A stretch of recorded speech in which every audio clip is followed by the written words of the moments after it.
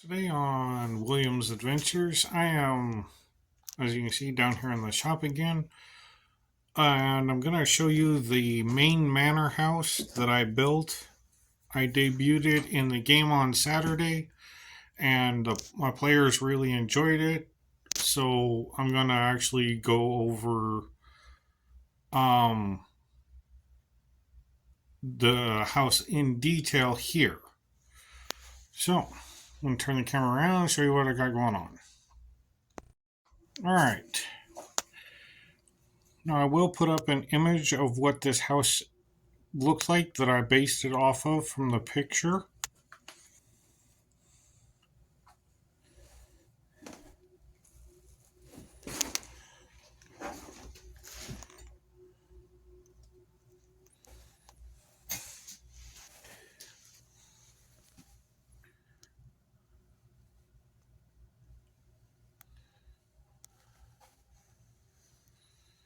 Now what I did was I built this out of cardboard.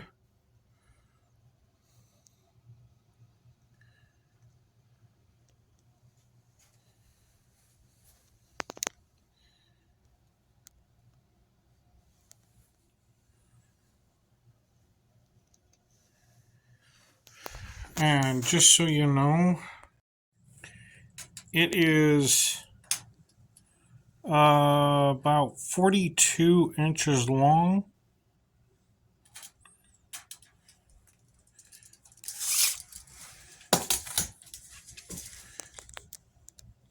by 26 inches wide. So this thing is big, and it is to scale for D&D. So 1 inch does equal 5 square feet, or 5 feet.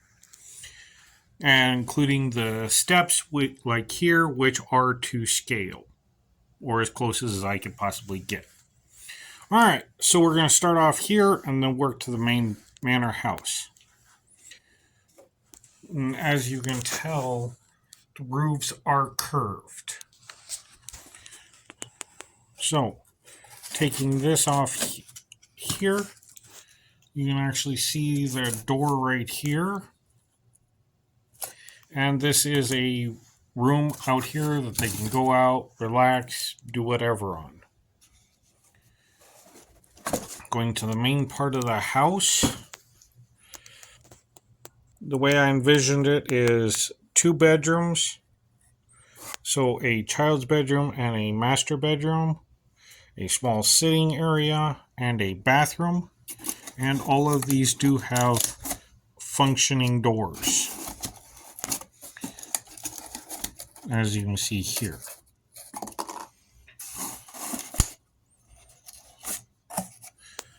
And this is a 5-foot hallway in here.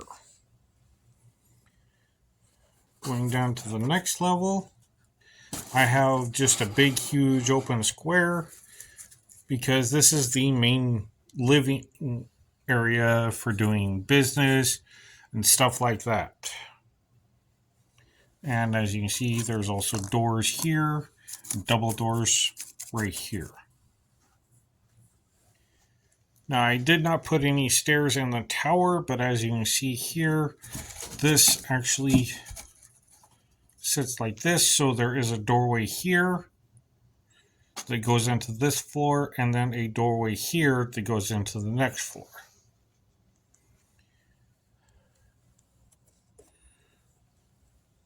So putting this back on here.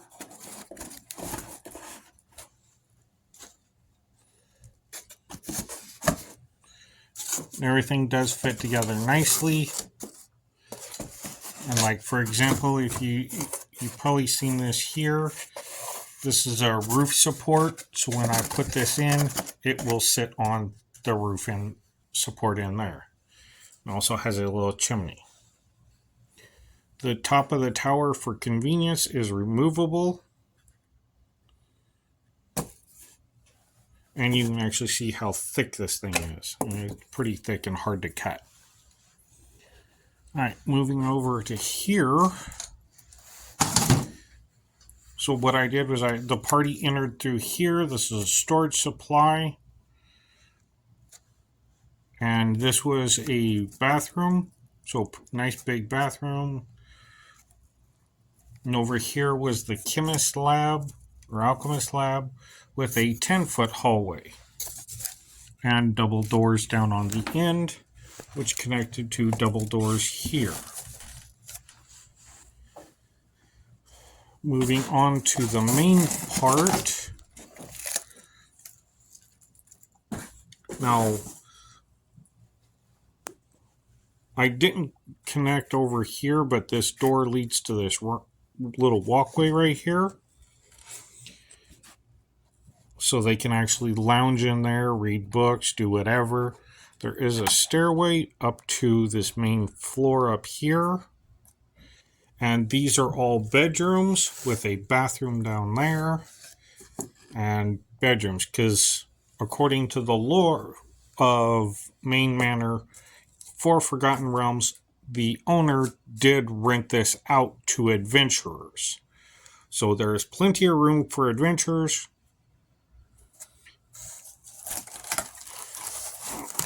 Moving this floor, you can see it's big, open, and I said there was a table in here. And as you can see, there's the supports. They came unglued, but that's alright.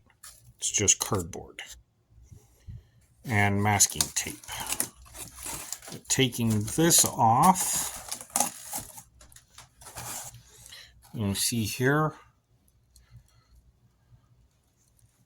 was the main floor. And once again, there was a door here that led up to these stairs. And here was the door that led to the little walkway. So taking that out,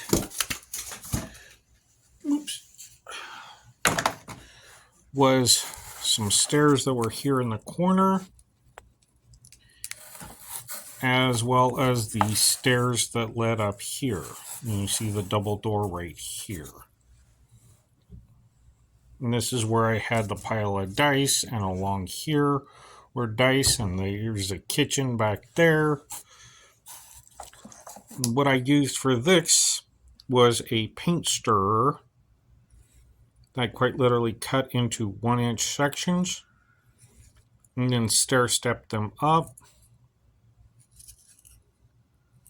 It didn't need to be fancy. I can always take and break these down and reuse these stairs somewhere else if I need to. Maybe sand them, refine them a little bit more, or just leave them rough. But like here, I glued this on here and then taped it so it would stay in place. Like these stairs here are hollow underneath, just glued at the top with a cardboard box. That's what this is, literally a cardboard box with a nice railing. And that's the main manor house. Putting this back here, putting this in the corner, putting this over here.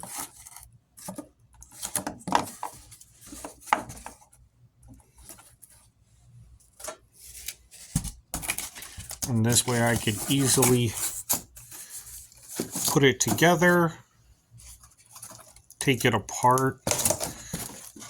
You can see it's just taped on.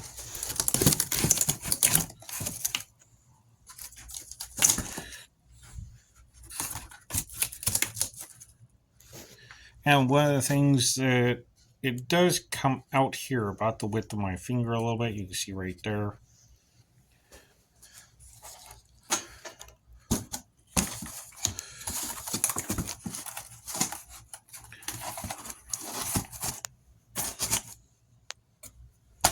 There we go. And this quite literally just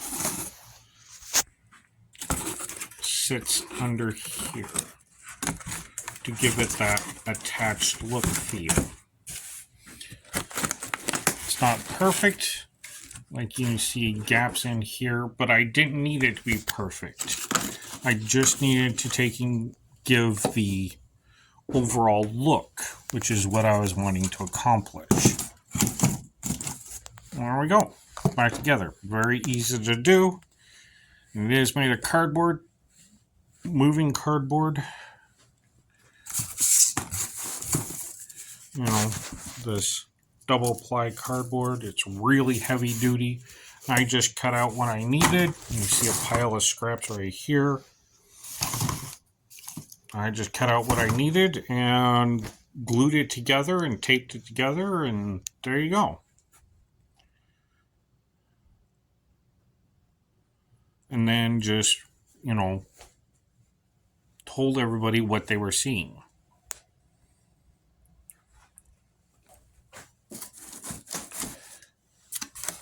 It's not perfect, but, you know, I'm not exactly rich, so I went with what I had. Now, if you've gotten to this point, I want to show you the next project I'm working on. Get the cat box, and yes, there is glass in here, because I have found a bunch of these at the place I work at. They were laying next to the property. And these are glass, as you can tell.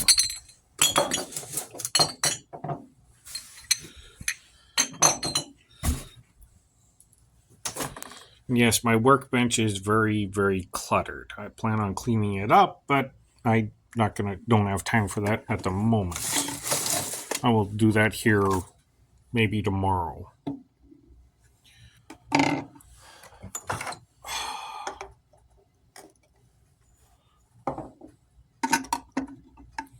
Alright, let me...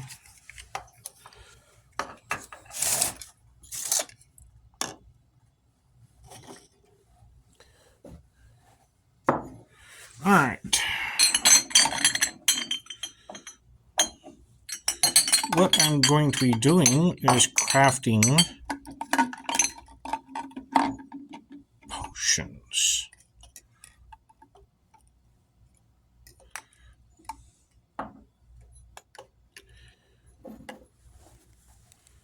Now, you might recognize some of these bottles.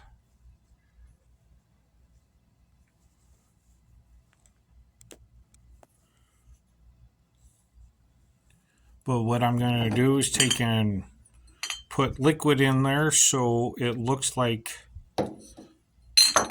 there's something in there, multicolored.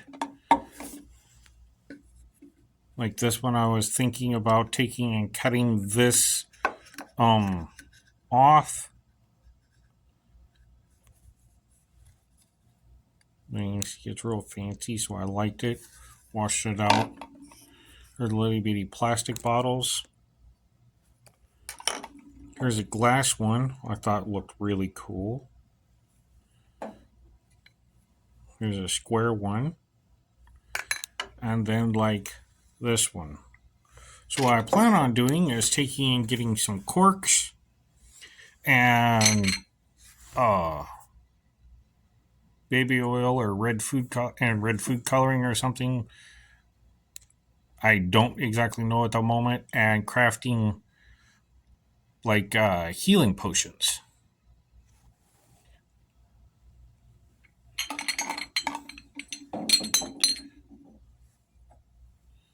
Is my thought process. Or crafting, you know, making potions so my players have more engagement. You know, like a regular healing potion would be like this size. Because according to D&D terms, every potion is 1 fluid ounce, which makes no sense to me. Here's one that's skinny, but wide. So yeah, I have quite a few of these. So I was thinking is like a regular healing potion would be in this size. A greater healing potion would be this size.